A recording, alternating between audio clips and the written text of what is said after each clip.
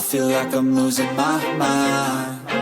Is everybody in the world blind? Please, Lord, give me a sign, a sign. I feel like I'm losing my mind. Is everybody in the world blind? Please, Lord, give me a sign, a sign. I wanna be the greatest. Everybody on the fake shit. I look around and feel like everybody is the fakest. I make this every day and I'm impatient, hoping one day I blow up from the basement. Statement, the top is so vacant. I don't hear shit that I think is amazing. Waiting for my day when I'm playing sold out shows for 1,000 faces. Hey, give me that crown, get in my way and to be put down. It ain't your place, all this my town. If I want that shit, then I'll get it right now. I'm losing it, the noose it fits. I'm losing shit, a stupid myth. You choose to live or choose to dip. You choose to fight or lose your grip and lose a gift. I feel like I'm losing my mind.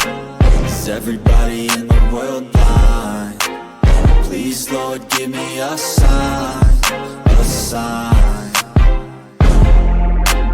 I feel like I'm losing my mind. Is everybody in the world blind? Alright guys, welcome on back to the show. And before we get into the next part of our show, I just want to remind you guys that if you have any questions or comments and you want to donate or just, send a comment or anything like that, just hit the super chat button, gsmcpodcast.net or gsmcsports.net, and you can type down your question or your comment, and then we can get to it as soon as we can. So let's go ahead and get into the rest of the show. We've got the next segment coming up, and that is going to be the Dallas Cowboys, America's favorite team to talk about, at least. And they've got, obviously, always got a ton of headlines with the Dallas Cowboys. What they might do, coming into this year, whether or not they're all in or not, depending on what Jerry Jones might be thinking. But taking a look at what they did last season, they were 7-10. They had a number of negative things happen to them last season, though. Dak Prescott, he ended up getting hurt and missed a lot of games, and they were just inconsistent from even when Dak was playing. I mean, Dak was putting up decent numbers, but, the team overall was still underachieving, as a lot of people didn't really expect. I mean, typically with the Cowboys, you kind of expect them to have a good regular season, and then once they get into the playoffs, that's when all of the negative headlines start to rear their ugly heads, and people start, really having fun at the expense of the Dallas Cowboys, whenever they struggle in the playoffs. But, that's kind of what comes with being one of the most popular teams, not just in the NFL, but in the world in terms of fan bases. So, I mean, that's just the way that it comes. It comes with the territory, unfortunately. A lot of the big teams tend to go through that. But taking a look at their stats, what they had last year, they finished 11th overall in passing yards. So the combination of Dak, who played in just a few games, and Cooper Rush played in about 12 games. Dak had just under 2,000 yards passing and 11 touchdowns. Also had 8 interceptions, so obviously you want to see him cut down that ratio. And Cooper Rush, he played in about 12 games, and he had 1,800 yards passing, 12 touchdowns, and 5 interceptions. So a better ratio from Cooper Rush. And they actually started to play a little bit better towards the end of the year with Cooper Rush, but obviously still not where you want to be. I mean, there was a time where it was looking like the Cowboys were only going to get about maybe 3 or 4 wins the way they were going. But they ended up stringing some wins together towards the end of the year and finished with a relatively, respectable 7-10 record. I mean, all things considered, it was a respectable record, considering everything that they had to deal with throughout the course of the season with Dak getting hurt and all of that. But, overall, their offense still needs to be better. We'll see if they end up doing that. They were 27th in passing yards, rushing yards, not passing yards. 27th in rushing yards. So obviously you want to be better on that, ground as well as far as your offense. You don't want to be one-dimensional as an offense, because then that's how you end up getting middle of the pack to bottom of the league in the NFL. And, lo and behold, the Cowboys offense was about middle of the pack. They were 17th in total yards. And as I said before his injury, Dak had just under 2,000 yards. So, you want to see an improvement. Obviously, you want Dak to stay healthy, and he's had a couple of injuries here over in the last couple years. And it hurts even more for if you're a Cowboys fan, because Dak gets hurt right after he signs that big deal in the offseason. And, questions remain with Dak is, if he can be the guy that can ultimately lead them to a Super Bowl championship, which is what, every team strives to accomplish. So whether or not he can lead them, it still remains to be seen. He hasn't really shown enough, or at least, the rest of the team as a whole, it just doesn't seem like they ever really have everything working together. Because even not last year, but the year before that, Dak had tremendous numbers, but the Cowboys still fizzled out in the playoffs to Green Bay, who had an up-and-coming quarterback of their own, who just basically wiped the floor with them in Dallas. And then, of course, Dak gets hurt this year, and then it just is a disastrous year to start. And they, find a little bit of momentum towards the end of the year. But, of course, it was just too late. They got themselves in too big of a hole. But, yeah, so it was an up and down, to say the least, sort of year for the Cowboys. Rico Dowdle, their running back, he's no longer there. He ended up going to the Carolina Panthers in free agency. They did sign Javonte Williams from Denver. I still think that they're probably going to go running back at some point in the draft, because I don't think Javonte Williams is a guy that's going to be your franchise running back that can get you those crazy numbers, or, like not necessarily like Saquon, because those are crazy numbers, but like maybe a 1,200-yard season, something like that. I don't know if he has, that in him, at least with the team that's going to be around him anyway, because he didn't have necessarily the greatest year in Denver last year. That offense struggled a little bit to begin, and they found their groove as the season went on, of course, but that was mainly because of Bo Nix being able to work with his receivers. But he's coming over now to Dallas, and they desperately need a running game. Ever since those first couple of years with Ezekiel Elliott, when he was the leader in rushing yards, they haven't really had a guy that they can really depend on to be like your big-time running back, your home run hitter. Of course, they had Tony Pollard for a while there after Ezekiel Elliott left and bounced around a couple other teams. Elliott was on the team last year too, but obviously not nearly as effective as he was when he was first drafted there out of Ohio State. But, Dowdle leaving is, a loss, but, I think it's kind of like one of those lateral moves. When you lose Dowdle and then you get Javonte Williams, I don't think there's much of an improvement there at the running back position. And luckily for the Cowboys, there's a very good crop of running backs coming to the NFL draft in just a few weeks, and maybe they snag one on one of those days. They don't necessarily have to do it in the first round, because it's one of those drafts that you can get a valuable guy and possibly a starter or future starter in day 2, day 3, because it's a deep draft. There's a lot of guys out there that they could get.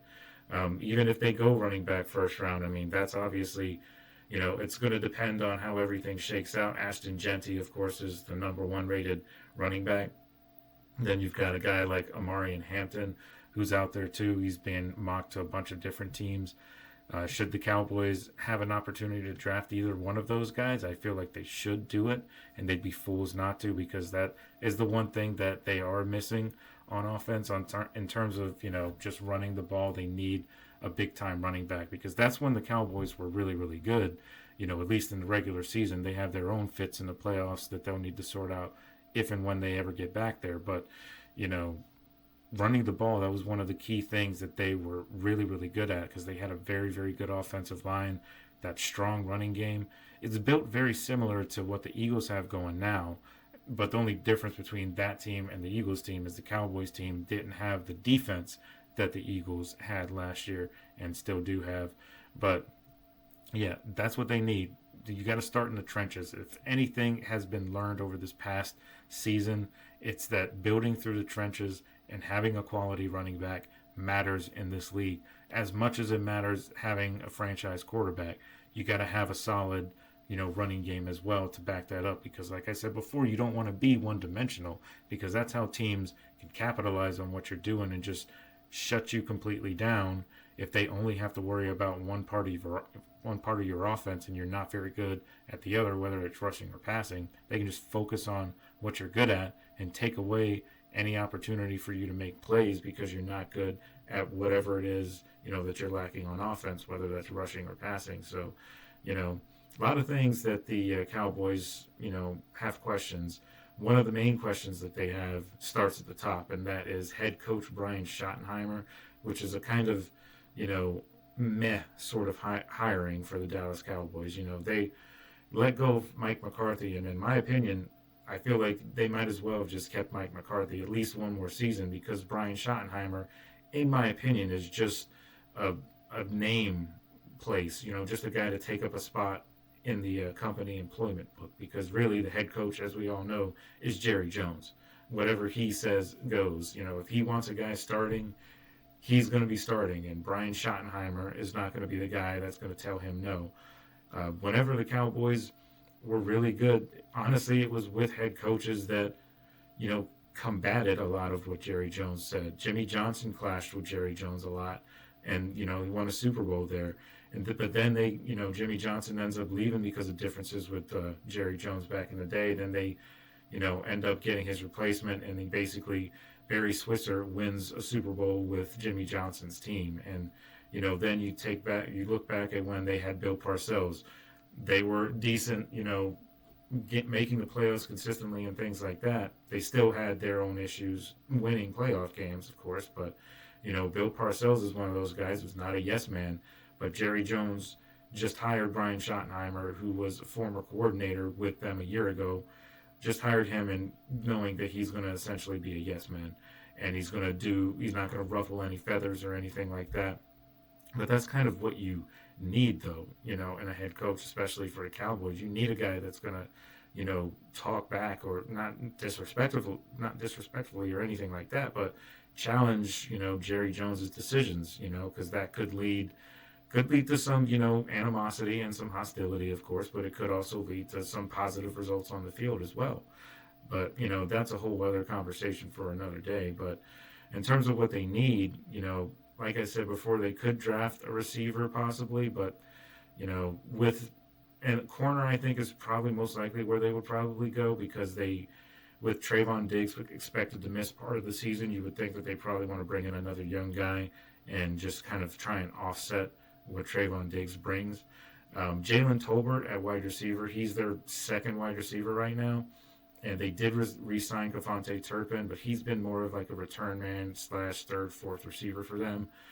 And CeeDee Lamb obviously is one of the best receivers in the league, so I feel like they need another guy to pair that's going to be a threat down the field, not just CeeDee Lamb, to take a little bit of pressure off of CeeDee, who can still make plays regardless of who they get, or if they don't get anybody. He can still make plays, but I feel like that offense would succeed a lot more if they had another surefire receiver in there, because I don't believe Jalen Tolbert is a wide receiver too in this league, but he could prove me wrong. He could have a monster year this coming year. Who knows? But, there's a lot of questions for the Cowboys, but defensive tackle, I think they could address as well in the draft, probably in the later rounds. Just because they have more pressing needs to potentially get with that first pick. So I think defensive tackle, since it's a pretty deep class in that regard, they could probably go day 2 possibly for that, maybe second or third round, and get a defensive tackle who's still pretty quality. But overall, my prediction for them in terms of their record, I think they go 9-8 if they stay healthy. I think there's enough talent on the offensive side of the ball. If Dak can stay healthy, and they have a new offensive system and all that, and maybe they try and push some of the drama from last year away, and I don't know if they're going to be playoff bound, just because that division has suddenly gotten a lot tougher, with both the Eagles and the Commanders making huge strides last year, and of course the Eagles winning the Super Bowl, but the Commanders, of course, making huge strides and being way better than a lot of people thought. So it's going to be tough for the Cowboys, and I don't think they get in. I think it's just they'll sneak into a wild card, if that, but I think they're going to be on the outside looking in at the end of the day.